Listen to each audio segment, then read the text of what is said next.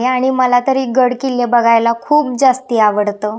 म्हणजे महाराजांचं नियोजन एवढं खतरनाक होतं ना, मी तरी पहिल्यांदाच एवढा मोठा अंबरखाना बघत होते। एवढी स्पेस। लग्नाच्या आधी बाळूमामांच्या मी 5 अमावस्या केल्यात आणि 6वीला सांगायला आले। तसं महाराजांच्या काळात जसं की आधी मावळे डोक्याला तसं बांधायचे, सेम तसं आहोंनी बांधलं होतं आणि एवढी मोठी लाईन होती की ही लाईन पूर्ण करायला आम्हाला जवळजवळ 2 तास लागले। आळस आलेला खूप। मस्त कडक चहा पिल्यानंतर तरतरी आली। लाईन पूर्ण करून आम्ही दर्शन घ्यायला जाणारच तेवढ्यातच बाळूमामांचे दरवाजे बंद झाले। नमस्कार मंडळी, प्रतीक्षा बुरंगे या यूट्यूब चॅनल मध्ये तुम्हा सर्वांचं स्वागत आहे। आणि इकडे आमचा बाहेर कुठेतरी फिरायला जायचा प्लॅन सुरू आहे आणि फायनली तो फिक्स झालाय। आणि आपण बाहेर जायचंय तर आपल्याकडे थोडंफार तरी जेवण असायला पाहिजे, म्हणून आम्ही जेवण घ्यायचं ठरवलं। म्हणून मग रानामधून भाजी काढून आणली आणि भाजी, भाकरी, चपाती, बटाट्याची भाजी हे सगळं जेवण करून सोबत घ्यावं म्हटलं। नंतर मग रानातली आणलेली भाजी निवडली आणि दुपारी काही जेवण करायचं झालंच नाही, त्यामुळे भूक तर खूप जास्ती लागलेली। मग चहा बनवला आणि चहा आणि ब्रेड खाल्लं।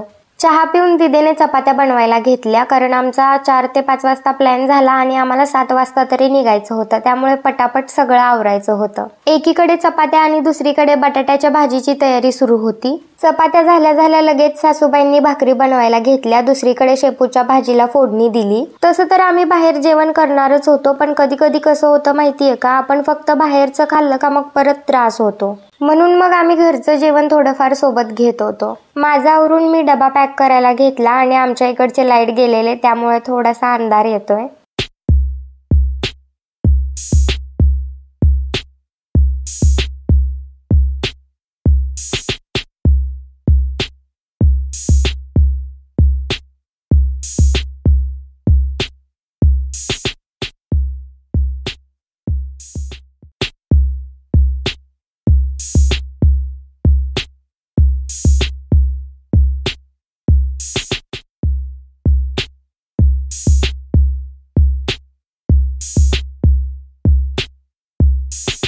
आमचा आवरून आम्ही निघाल्यानंतर घरातले सगळे आम्हाला बाय करायला आलेले, पण व्हिडिओचा काहीतरी प्रॉब्लेम झालेला, त्यामुळे व्हिडिओ ब्लर आलाय। सगळ्यांना बाय बाय करून आम्ही पुढच्या प्रवासाला निघालो।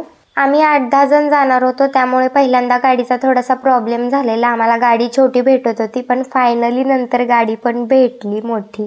मी तरी खूप खुश होते, कारण आमचा अचानक 1 तासाभरात प्लॅन झाला आणि आम्ही निघालो पण। सांगलीच्या पुढे गेल्यानंतर चहा प्यायला थांबलो। आळस आलेला खूप। मस्त कडक चहा पिल्यानंतर तरतरी आली। आणि आम्ही कुठे निघालो हे तर मी तुम्हाला सांगितलंच नाही, पण थंबनेल वरून समजलंच असेल। पण आम्ही पहिला आदमापूरला जाणार आहोत, मग नंतर बाकीच्या ठिकाणी। फायनली 1.25 किलोमीटरचा प्रवास पूर्ण करून आदमापूरमध्ये पोहोचलोच। तिथे गेल्यानंतर सगळ्यांनी देवासाठी नारळ वगैरे घेतले। पहिला आम्ही असं ठरवलं की बाहेरूनच दर्शन घ्यायचं, पण नंतर असं वाटलं की एवढ्या लांबून आलोय आणि बाहेरून कसं दर्शन घेऊन जायचं, म्हणून मग लाईन मध्ये जाऊन थांबलो आणि एवढी मोठी लाईन होती की ही लाईन पूर्ण करायला आम्हाला जवळजवळ 2 तास लागले।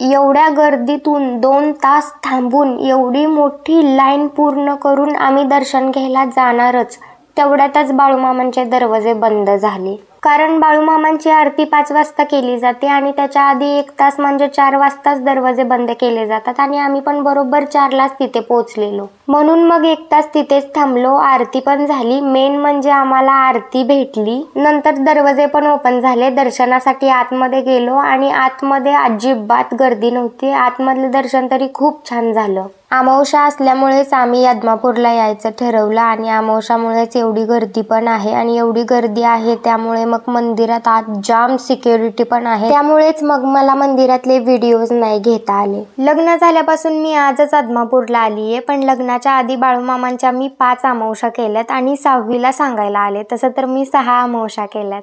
खरं तर मी काहीतरी बोललेले आणि ती माझी गोष्ट पूर्ण पण झाली।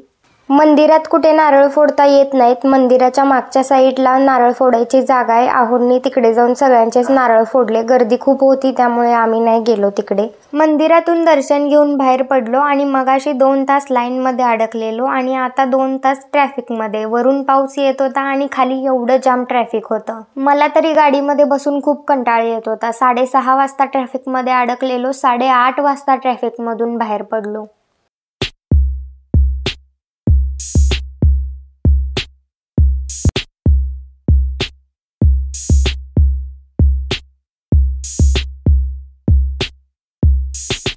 सगळ्यांनाच भूक तर खूप जास्ती लागली होती, कारण रात्री निघाल्यापासून कोणीच काहीच खाल्लं नव्हतं. मग जोगेश्वरीला थांबलो मिसळ आणि बाकीच सगळं खायला. आणि सगळ्यात महत्त्वाचं म्हणजे आत्तापर्यंत जेवढ्या पण ठिकाणची मी मिसळ खाल्ली आहे ना, त्यामध्ये मला जोगेश्वरीची मिसळ एवढी जास्ती आवडली ना, म्हणजे टेस्ट वाईज पण आणि क्वांटिटी वाईज पण एक नंबर.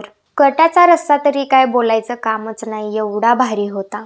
आणि इथे यांनी यांच्या बोर्डवरती लिहिलंय, दोघात मिसळ वाटून खाल्ल्यास प्रेम वाढते तसे एक्स्ट्रा 30 रुपयेही वाढतात. असं. मिसळ खाऊन तिकडून डायरेक्ट आलो आम्ही पन्हाळगडला. आणि तुम्ही कुठले कुठले गड किल्ले पाहिलेत मला कमेंट करून नक्की सांगा. इथलं वातावरण ना माइंड फ्रेश करण्यासारखं होतं. म्हणजे एवढी छान हिरवळ होती, मंद वारा सुटलेला आणि एकदम थोडासा पाऊस पडून गेलेला, त्यामुळे खूप भारी वाटत होतं. मला तरी इथून रिटर्न जाऊच वाटत नव्हतं. खरं तर मी हे व्हिडिओ एडिट करताना ऑब्झर्व केलं, म्हणजे महाराजांच्या काळात जसं की आधी मावळे डोक्याला तसं बांधायचे, सेम तसं आहोंनी बांधलं होतं. खरं तर त्यांनी इंटेन्शनली नव्हतं बांधलं, पण सेम तसंच बांधलं होतं. पाऊस पण आज खूप जास्ती होता आणि आम्ही आलो होतो पन्हाळगडावरचा अंबरखाना बघायला, जो की एवढा मोठा होता. म्हणजे महाराजांचं नियोजन एवढं खतरनाक होतं ना, मी तरी पहिल्यांदाच एवढा मोठा अंबरखाना बघत होते. एवढी स्पेस. अंबरखान्यामध्ये धान्य आणायला न्यायला 4 दरवाजे होते. बापरे. आणि वरती एक छोटीशी दिवळ पण होती. हा अंबरखाना खरं तर वर्षानुवर्ष धान्य साठवण्यासाठी होता. बाहेर येऊन जेंट्स ग्रुपचे फोटोज वगैरे काढले आणि पन्हाळगडावरतीच असणाऱ्या महालक्ष्मी देवीच्या दर्शनाला गेलो. तिकडून आलो 3 दरवाजे बघायला, जे की पन्हाळगडावरतीच वेगवेगळ्या ठिकाणी आहे. आणि मला तरी गड किल्ले बघायला खूप जास्ती आवडतं. गड किल्ले बघायला तरी खूप आवडतं, पण आजपर्यंत किल्ल्यांवरती जायचा कधी योगच आला नाही. एकदा ट्रिपला गेलेले पुरंदरला आणि आता डायरेक्ट आले पन्हाळ्याला. आता इथून पुढे बघू कुठे कुठे जातीये. आज तर फक्त पन्हाळाच बास. आता नेक्स्ट ट्रिपला बघू दुसऱ्या कुठल्या किल्ल्यावर जायला भेटतं.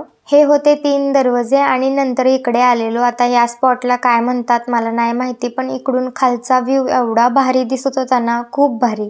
वातावरण पण थोडंसं ढगाळ झालेलं, त्यामुळं छान वाटत होतं इथे. मी तरी इथे खूप व्हिडिओज शूट केलेले आणि एक व्हिडिओ अपलोड सुद्धा केलाय. खरं तर हा लॉंग व्हिडिओज अपलोड करायला खूप टाइम झाला. आणि तुम्ही आतापर्यंत किती गड किल्ले पाहिलेत मला कमेंट करून नक्की सांगा. अशा ठिकाणी गेल्यानंतर खूप वेगळी एनर्जी येते. आणि ही तीच दरी आहे जी वरून काहीतरी टाकलं तर ते रिटर्न येतं. आणि आमच्याकडे टाकायला कुठली वस्तू नव्हती म्हणून आम्ही झाडपाले टाकत होतो, पण ते तसंही वाऱ्यानं रिटर्नच येत होते. इकडून मग आम्ही अजून बऱ्याच ठिकाणी गेलेलो, पण तिकडचे व्हिडिओ काय मला शूट करता नाही आले. नंतर मग आम्ही पुढच्या प्रवासाला निघालो. शेवटी थांबलो आम्ही आरेवाडीमध्ये. जाता जाता बिरोबाचं दर्शन घेऊन जावं म्हटलं घरी. अमावस्या असल्यामुळे गर्दी पण खूप जास्ती होते बिरोबापाशी पण. मागच्या एका बिरोबा बसल्या व्हिडिओला मला खूप छान प्रतिसाद मिळाला. आशा करते की या व्हिडिओला पण तसाच प्रतिसाद मिळेल. देवाचं दर्शन वगैरे घेतलं आणि अजून आम्हाला 40 किलोमीटर लांब जायचं होतं. असो, चला बाय बाय, भेटूया पुढच्या व्लॉगमध्ये.